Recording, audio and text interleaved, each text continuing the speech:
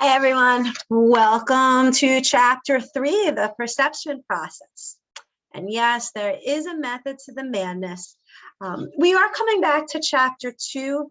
The reason why I don't do it in the beginning is many years ago, when typically all the books have similar information, and I did Chapter 2 early on. Students were surprised that they enjoyed the course as much as they did, is what they told me at the end, because they thought that some of the early material was a bit dry and boring. I certainly was not offended by what they said, but enough students had expressed surprise that they ended up enjoying the material later on. I just decided to swap it up after getting that feedback years ago. So we are coming back to it. That's also why we skip around throughout the semester in the chapters, partly so we can get to know each other with group, partly so we don't wait until the end for public speaking. So that is why they are jumbled throughout.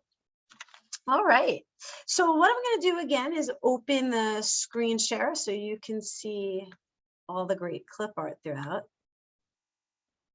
And I'll make it on full screen.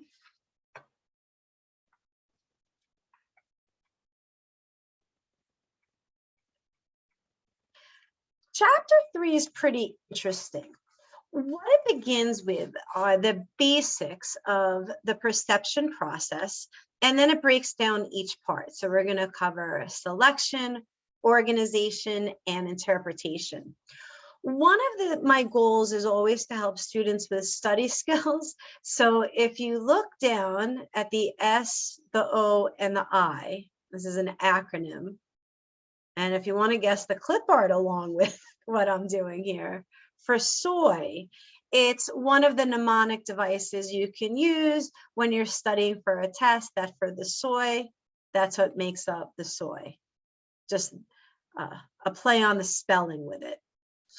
So think about if you've ever painted your room and you were choosing colors, right? So many to choose from, all different kind of stimuli. You can't possibly pay attention to everything is what we're going to break it down to, where we focus our attention. I don't know if anybody still plays Tetris when we move into organization. We'll break down that part of how we organize and categorize information. And then the last part is on interpretation. And you might recognize this gentleman over here as the painter Bob Ross. It's funny, a lot of students know him these days, where they didn't for a long time before when I was teaching. I guess he has a special on Netflix now that people can watch.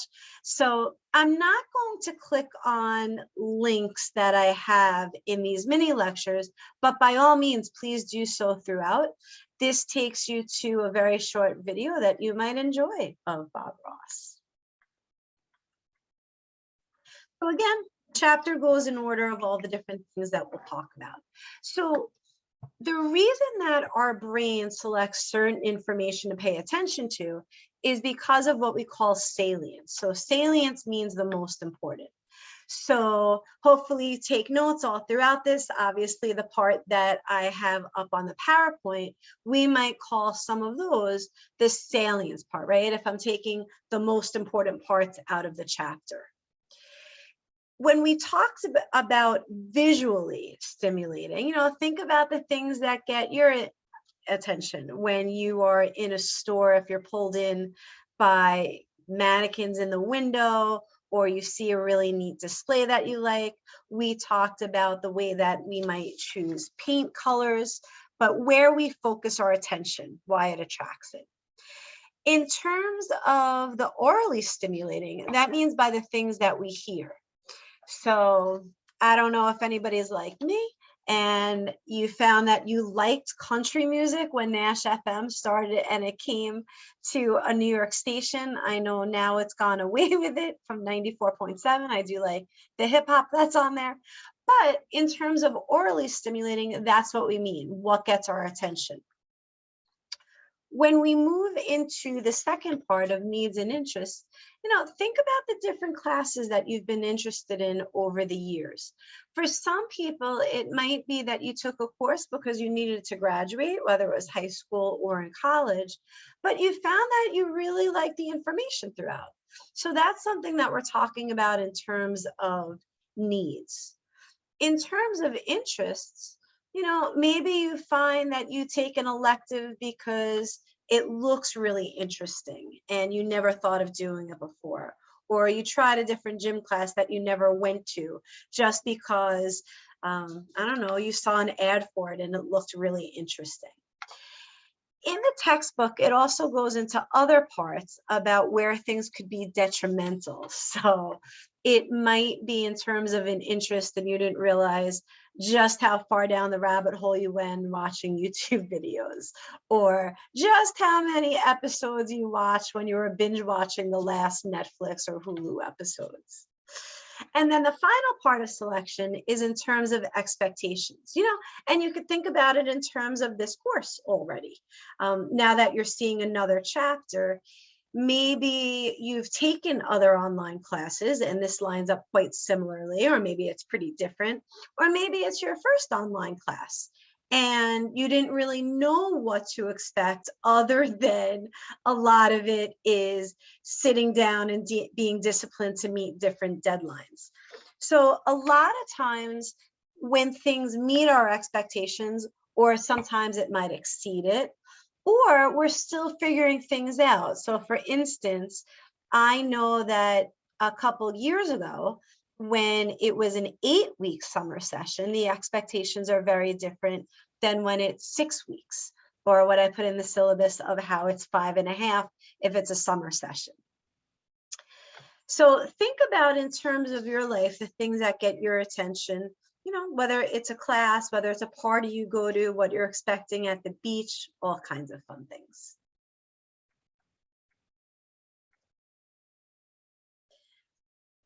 When we move into organization, it is listed as 3 main categories of proximity, similarity, and difference, and we'll move through each one of those. When we're talking about proximity, we're talking about how we organize information, and that's why I have that clip art of Tetris up there, right, of how we make things do. Think about if you're ever looking for a friend's house and maybe you're in a new neighborhood and all the streets that are going parallel all look pretty similar of what you might be used to. So in terms of proximity, we're talking about literal closeness to things. It might be the example they give in the textbook from it. If 2 shoppers are online and they're standing relatively close to each other, the cashier might call them both up, and then you look at the other person and you say, no, we're not together, but somebody might have thought that you were, just again, because of that proximity, that you were literally standing close to each other. When we move into the next part of similarity, you could think about it in terms of what I have here, that the pattern looks pretty similar. I know from a lot of things that we do in communication, students will give feedback that say, oh, this is really similar to what they might have done in a psychology class or sociology, which communication is actually built off of back in the day. So it also might be, if you ever think, if someone in your home ever calls you by the wrong name, maybe by a sibling, every once in a while someone gets called the dog's name if people feel really frazzled. So when we're organizing information, there's a lot of reasons of why our brain works to sort and categorize in different ways. The third one talks about difference. So when we talk about perceptual errors, the connotation of it is it's negative, but the truth is we do that all the time. It's just the way our mind often goes. So for instance, if somebody doesn't text you back right away, you might think someone is being really rude, where really, maybe at work or their phone is off. So for instance, if someone were to text me right now, my phone is in the other room. I'm not getting back to them at any point, probably not even in tonight. So in terms of perceptual errors, I think that's one of the greatest things about this class. It forces us to think about the way that we think, because we all err on the side of we make these mistakes when we jump to conclusions if we're not thinking something through. One of the examples that they give in the textbook when we move into punctuation over here, punctuation means cause and effect, the reasoning that we do. So the example that you're going to read about is Susan and Joe. They were working on a project together for their job, and Sue was doing it over the weekend. She emails Joe a few times and he didn't get back to her. Well, when Joe comes into work on Monday morning and Linda's pretty upset with him, he explains that he is camping over the weekend and he was totally off the grid, unplugged. So for Susan, or for Linda, where the problem started, it was actually over the weekends. But when Joe's talking about it, when he comes into work, the problem started for him on Monday morning when he was alerted to it, and probably the way that she had come at him, that he didn't like it. So again, it's the cause and effect. So think about in your own life of a conflict that you might have had, and maybe for the other person, it started somewhere else and you didn't realize it. For you, it started at X point, but for the other person, it was at Y. So there's an article if you want to click on this when you're listening to the video. It was a Dear Abby, Dear Amy advice columnist that talks about how the father was teaching the son how to drive. They were pulling out of the driveway. The father was texting on his phone and scrolling through it when the son hit the mailbox of the neighbor. And it was, who's going to pay for it? Who's at fault? And the father totally blamed the son, where the mother thought the father was responsible for it too, because he wasn't paying attention as he was helping his son how to learn how to drive. So in terms of punctuation, where something starts and where something ends.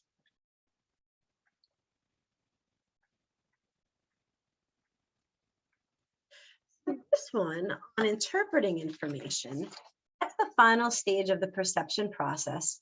And when we think about it in terms of schemata, what we mean is we always think there's a way that things are supposed to be. So when we talk about, I don't know if anybody learned this growing up, I know they stopped teaching in a lot of the schools, for a script, right? We think about how things are supposed to go, whether it's how a class is going to be, when you go to a concert, what the lineup is going to be. We know there's going to be an opening act. If you go to a Broadway show, we know that the music is going to come on, the lights are going to go down. We have an idea of how we think things are going to go. I think one of the most interesting examples is if you think back to where you were in spring of 2020, when Corona first hit and everything pretty much shut down. Whether you were in high school, if you were in college, if you were in the workforce, if you were taking some time off, we all had to find new ways to update our vision of how things are going to be. There was certainly no script for what we were going to do. So the most successful people are always able to update and adapt and revise the way that we thought things were going to be in our new ways. So again, if you want to click on different links for this, this was an article that we were talking about in my class a few years ago. We could always continue on discussion board if anybody's interested in here, of Gary Sanchez from the Yankees. Now, one thing you should know about me is I actually grew up a Mets fan. I was at game 6, 86, when the ball went through Buckner's legs, true story. But in this instance, the article was talking about how Sanchez didn't hustle on a play. And it was interesting because his teammates came to his defense and said that Sanchez always hustles. He just didn't then. He actually had a groin injury. And he thought the ball was going to go in a different way and it was going to be out of play. But that was the reason why he didn't hustle. So when we think about the way that we interpret information, it always comes from our frame of reference. which moves exactly into the next part of cognitive complexity. So cognitive means the way that we think. The opposite of complex is simple. So over here is with the gears turning of when we could think in multiple ways. So if you have any friends or family members and they're quick to jump to conclusions about something, we're always looking to work on cognitive complexity, that there might be several different interpretations of why something went the way that it did. So these two articles, if you're interested on clicking on anything in here, one of them talks about cops. You're going to see some pretty interesting information in the textbook about where cops often have to use cognitive complexity in different ways on the job, just like any job entails, and anything that we do in our interpersonal relationships as well. So this article talks about how that she was called to a job where a woman was caught shoplifting at Whole Foods.